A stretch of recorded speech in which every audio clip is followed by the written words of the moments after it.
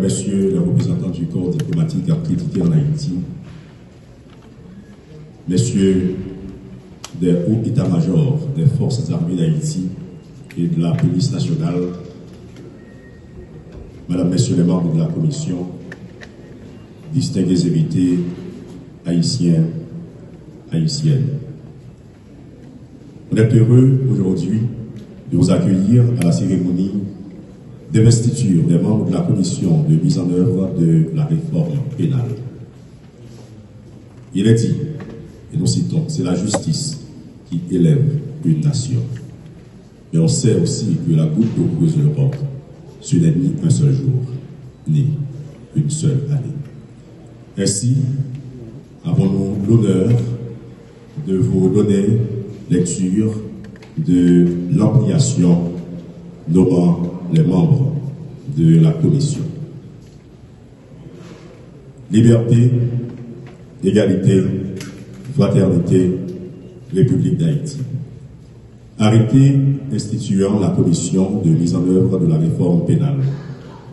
Le Conseil présidentiel de transition, Régine Abraham, Smith Augustin, Louis-Gérald Gilles, Fritz Alphonse Jean, Frénel Joseph, Edgar Leblanc-Fils, Laurent Saint-Cyr, Emmanuel Berthilaire, Leslie Walter.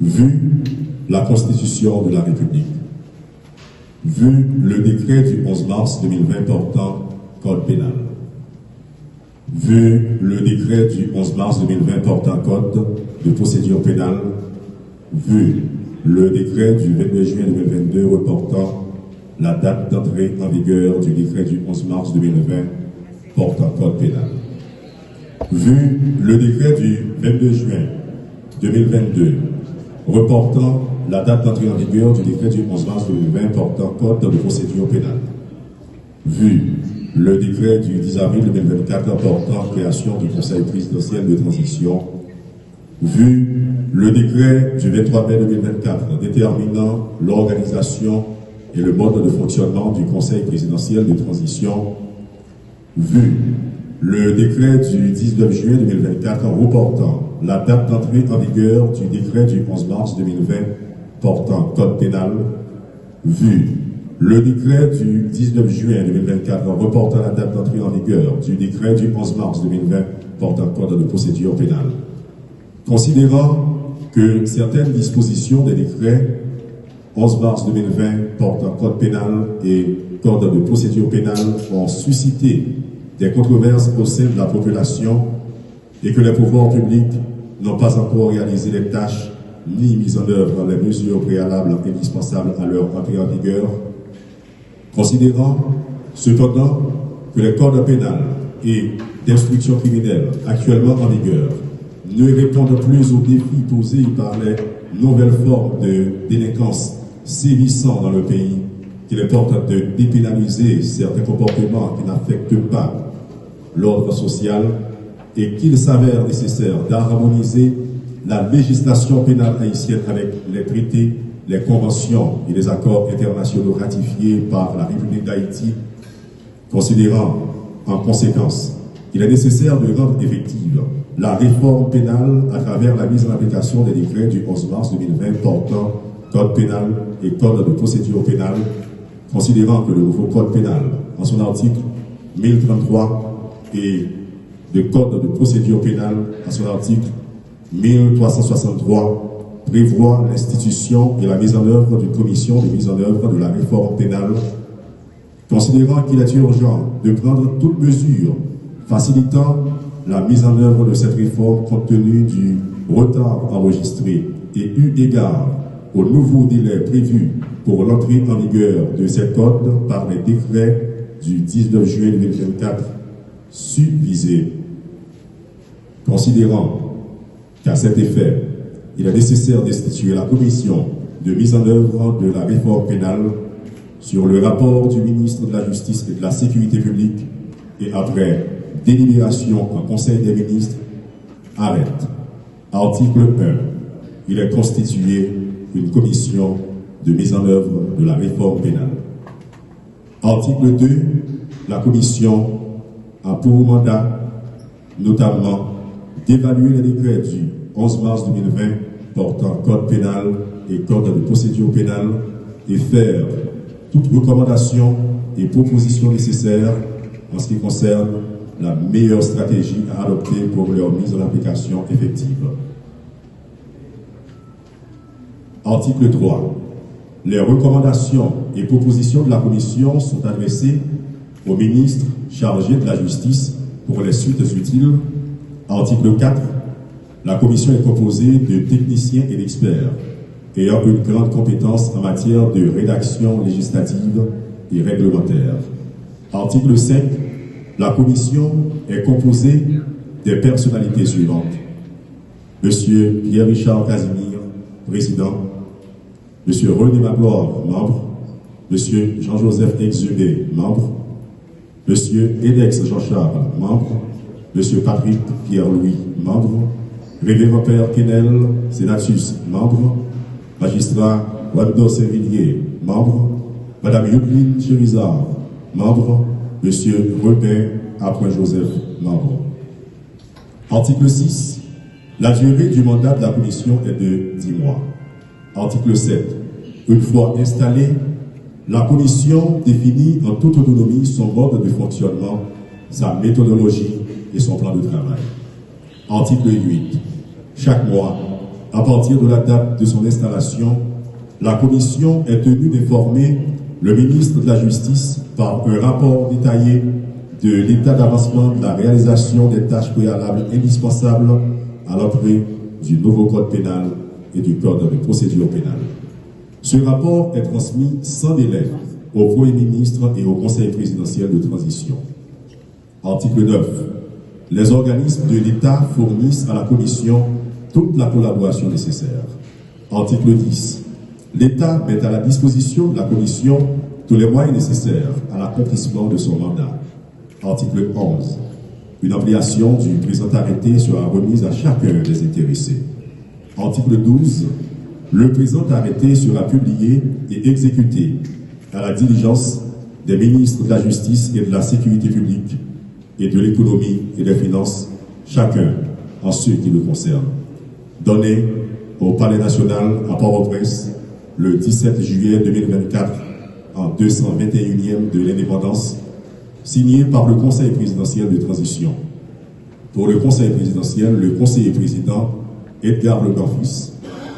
Pour le gouvernement, le Premier ministre Gary Conille, le ministre de l'Intérieur et des collectivités territoriales Gary Conille, le ministre de la Justice et de la Sécurité publique Carlos Hercule, la ministre des Affaires étrangères et des cultes Dominique Dupuis, la ministre des Haïtiens vivant à l'étranger Dominique Dupuis, la ministre de l'Économie et des Finances Marie D. à Kathleen Florestal, la ministre de la Planification et de la Coopération externe Marie D. à Kathleen Florestal, le ministre de l'Agriculture, des Ressources naturelles et du Développement rural Vernet Joseph, le ministre des Travaux publics, Transports et Communications Raphaël Osti, le ministre du Commerce et de l'Industrie James Monazar, le ministre du Tourisme James Monazar, le ministre de l'Environnement Moïse Jean-Pierre, le ministre de l'Éducation nationale et de la formation professionnelle Augustin Antoine, le ministre de la Culture et de la Communication Augustin Antoine, le ministre des Affaires sociales et du Travail Georges Wilbert Franck, le ministre de la Santé publique et de la Population Georges Fils-Brignol, la ministre de la Condition féminine et des droits de la femme Marie-Françoise Suzan, la ministre de la Jeunesse, des Sports et de l'Éducation civique Yolandine Sarah Diralis Octavius, le ministre de la Défense Jean-Marc Berthier. Comme inscrit dans l'arrêté, on va procéder l'instant présent à la remise de l'ampliation à chacun des intéressés. Et on fait appel au chef. On invite le Premier ministre, Dr Gary Conille. On invite le ministre de la Justice. Tandis que moi, de mon côté, je procède à la lecture des noms.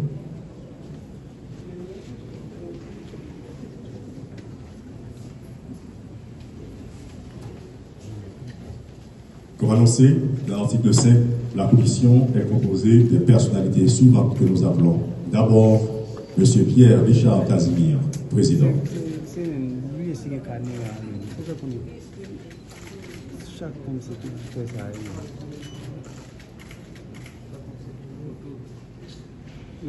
Puis nous appelons Monsieur René Laloy, membre.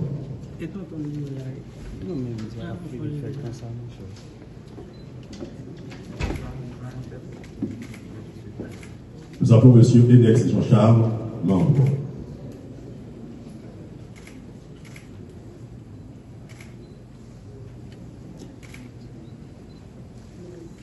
Nous appelons Monsieur Patrick Pierre-Louis, membre.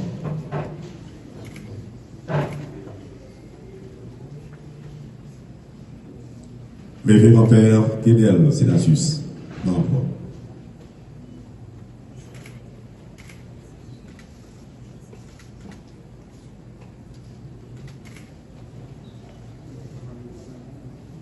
Magistrat Wando Sévillier, membre.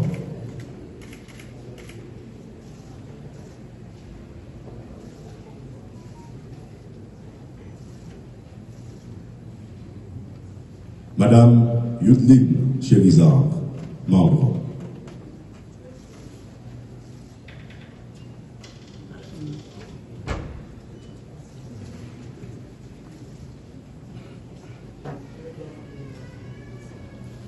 Et finalement, Monsieur Robert Appoint Joseph, membre.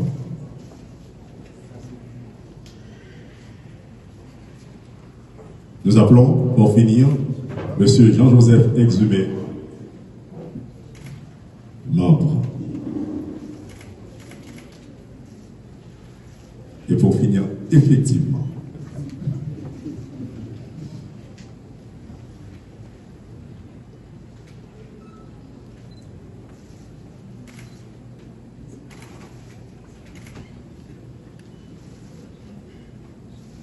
nous invitons les 9 membres de la commission à se joindre au président du conseil présidentiel, au premier ministre et au ministre de la Justice pour une photo.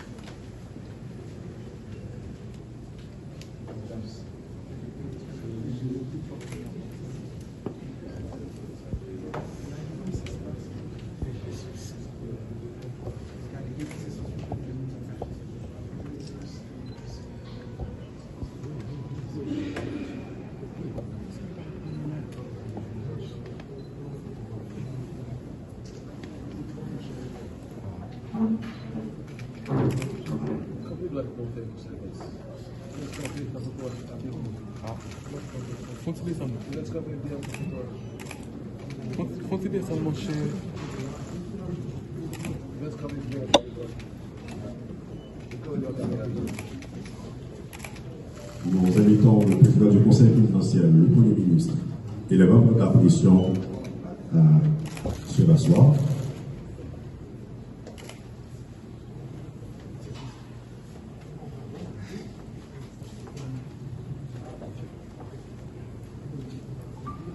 Et sans transition, nous passons la parole. Monsieur le Président du Conseil présidentiel de transition, Monsieur le Premier ministre, Messieurs les conseillers présidents, Monsieur le Président du CSPJ, Président de la Cour de cassation, Mesdames, Messieurs les membres du corps diplomatique et consulaire, Monsieur le représentant de la représentante spéciale du secrétaire général des Nations Unies et également chef de BINU, Madame, Messieurs les membres de la Commission, Monsieur le directeur général de la police nationale d'Haïti, Monsieur le commandant en chef de l'armée d'Haïti, Messieurs les représentants de la Fédération des barreaux d'Haïti, Messieurs les représentants des associations de magistrats, Mesdames, Messieurs les représentants du corps judiciaire, Mesdames, Messieurs, tous, toutes en vos rangs, grades, qualités et fonctions. Mesdames, Messieurs, la tâche qui m'incombe aujourd'hui est de procéder à l'installation officielle des membres de la commission de mise en œuvre de la réforme pénale. Si les travaux antérieurs ont certes abouti à l'adoption et la publication du code pénal et du code de procédure pénale, il n'en demeure pas moins que l'importance de ces textes, leurs enjeux sociétaux et juridiques méritent une bien meilleure attention et un approfondissement. Tout cela à la lumière des attentes et des souhaits du monde de la judicature, de la basoche, mais surtout du peuple haïtien dans toutes ses composantes. Ainsi, Madame, Messieurs les membres de la Commission, le travail à réaliser est délicat, ardu et difficile.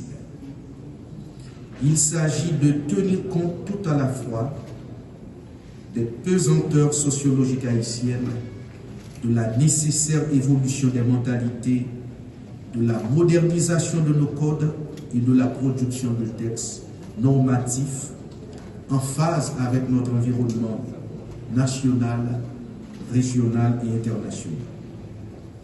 Il s'agit également de ne point bousculer les mœurs et coutumes haïtiennes, mais au contraire de prévoir dans vos réflexions ce que sera notre société dans 15, 20 et 50 ans, car nos textes législatifs ne sont pas élaborés pour hier et aujourd'hui, mais surtout pour demain et le futur. Ici, je reconnais la complexité et la difficulté de la tâche qui vous attend, de la mission dont vous êtes investis dans un monde en constante mutation. Mesdames, Messieurs les membres de la Commission, ce canevas théorique que je viens d'esquisser ne constitue en rien un cadre méthodologique de vos travaux.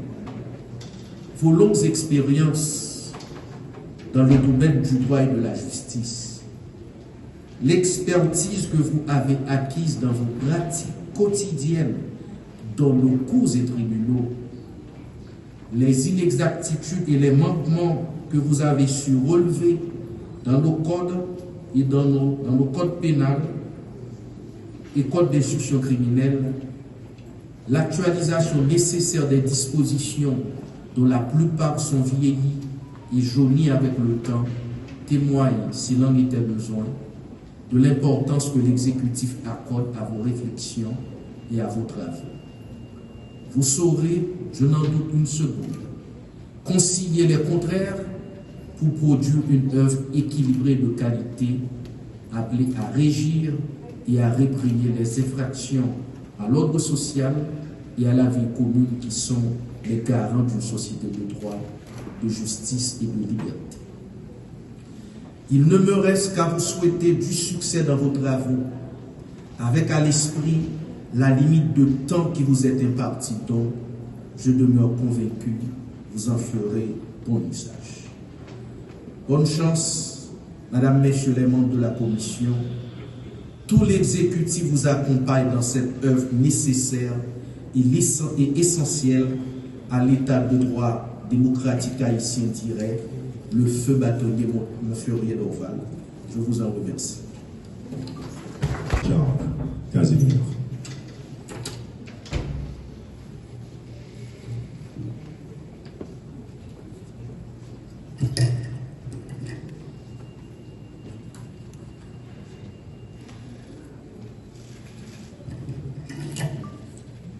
Monsieur le Président du Conseil présidentiel de transition, Madame, Messieurs les conseillers présidents, Monsieur le Premier ministre, Monsieur le Président du Conseil supérieur du pouvoir judiciaire et également Président de la Cour de cassation, Monsieur le ministre de la Justice, Mesdames, Messieurs les membres du corps diplomatique et consulaire, Monsieur le représentant de la représentante du secrétaire général des Nations Unies, et chef du BINU, Monsieur le directeur général de la police nationale d'Haïti, Monsieur le commandant-chef des forces armées d'Haïti, doyen, commissaire du gouvernement, membre du CSPJ, commissaire de la Cour de cassation, avocats, chers collègues et membres de la commission, distingués invités, mesdames, messieurs. Qu'il me soit permis, tout au début de mes propos, de remercier et de saluer la sagacité, la perspicacité et le sens d'ouverture du président et des membres du Conseil présidentiel de transition, le Premier ministre et le ministre de la Justice, d'avoir bien voulu faire appel à des personnalités connues pour leur dévouement et les travaux effectués dans le domaine du droit et de la justice, afin d'apporter leur collaboration dans le domaine de la réforme pénale et plus particulièrement à la réforme du code pénal et du code de procédure pénale. Vieux de 2 siècles environ, ces textes normatifs régulant la vie sociétale sont dépassés, désuets, surannés, antédiluviens. Il est apparu donc opportun et indispensable de les actualiser, de les moderniser, de les adapter aux nouvelles réalités sociologiques et juridiques du milieu ambiant et aussi de tenir compte de l'évolution du droit et de la justice dans le temps et dans l'espace. Depuis près d'un quart de siècle, plusieurs initiatives ont vu le jour. Plusieurs groupes de travail et commissions se sont succédés et ont produit des travaux et réflexions. Les plus concrets et les plus contraignants ont donné naissance à la promulgation des codes pénals et codes de procédure pénale en juin 2020. Il avait été prévu une période de vacation légiste de 2 années, c'est-à-dire une période au cours de laquelle des mesures et dispositions devraient être prises en vue de la mise en application de ces nouveaux instruments juridiques. Malheureusement, force est de constater que rien n'a été fait dans l'intervalle. Aussi, faut-il reconnaître que plusieurs dispositions qui sont insérées dans les codes font l'objet de controverses et de critiques par divers groupes et diverses composantes de la société. Des réflexions, des opinions et des prises de position ont été rendues publiques sur le sujet. Des rectifications et des clarifications méritent d'être apportées. C'est à ces prises de position et à la nécessité de faire avancer la réforme pénale que le pouvoir exécutif, dans toutes ses composantes, a décidé de donner suite en mettant sur pied cette nouvelle commission et en lui donnant investiture aujourd'hui. Sa mission essentielle consistera à, premièrement, évaluer les décrets du 11 mars 2020 portant code pénal et code de procédure pénale et faire toutes recommandations et propositions nécessaires en ce qui concerne la meilleure stratégie à adopter pour leur mise en application. Deuxièmement, fournir l'encadrement technique nécessaire à l'adoption des mesures et des actions susceptibles de contribuer à l'application effective du décret du 11 mars 2020 portant code pénal et du décret du 11 mars 2020 portant code de procédure pénale. Aussi, est-elle appelée à travailler sur 1. Le projet de décret sur l'organisation des parquets. 2. Le projet de décret sur l'organisation judiciaire. 3. Le projet de décret sur l'organisation du service pénitentiaire d'insertion et de probation. 4. Le projet de décret sur la réorganisation et la modernisation des greffes, des cours et tribunaux. 5. Participer à la préparation et à l'organisation des séminaires de formation sur le contenu de ces codes. Voilà, grosso modo, Excellences, Mesdames, Messieurs, la tâche qui nous est confiée. Le défi est important. Le délai qui nous est imparti est limité et contraignant. Les besoins sont nombreux, les ressources sont limitées. Mettons-nous au travail pour que ce nouveau départ soit le bon et qu'à la fin de l'exercice, nous puissions dire que le travail est accompli. Je vous remercie.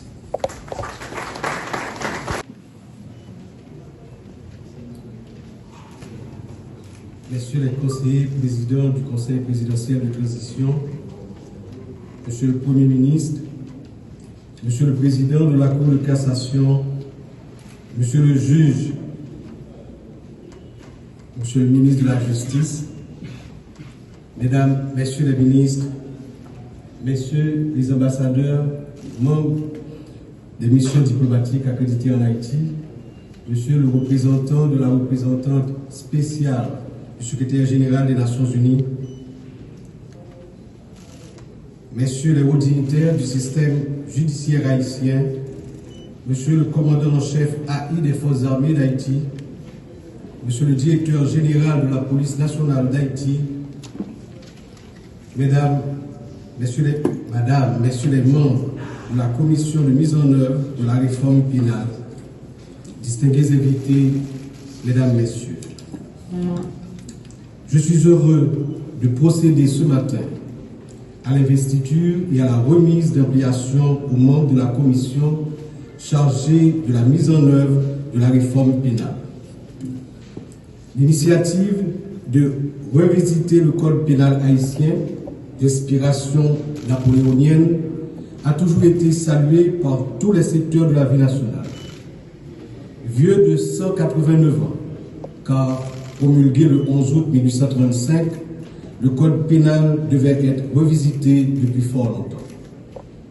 Plusieurs tentatives ont été faites, mais aucune n'a abouti à la révision du code pénal. Le 11 mars 2020, le code pénal et le code de procédure pénale ont été publiés au journal officiel de la République en dépit des réserves, somme toute légitimes, que des avocats, des militants des droits humains, de nombreux acteurs du système judiciaire haïtien ont exprimé sur cette œuvre. Si les nouveaux codes pénals et de procédure pénale ont été adaptés aux mutations nombreuses de la société haïtienne, des articles en nombre important ont été contestés. Face aux contestations de plusieurs secteurs de la société, dont le secteur religieux, la mise en application de la réforme a été reportée à 2 reprises.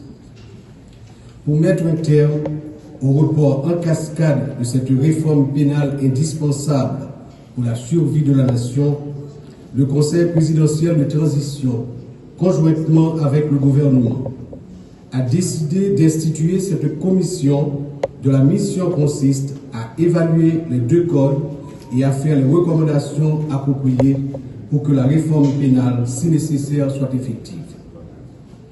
Madame, Messieurs les commissaires, confiant dans vos compétences et vos expériences professionnelles, je compte sur vous pour la mise en application des 2 codes dans le délai imparti conformément aux prescrits de l'arrêté.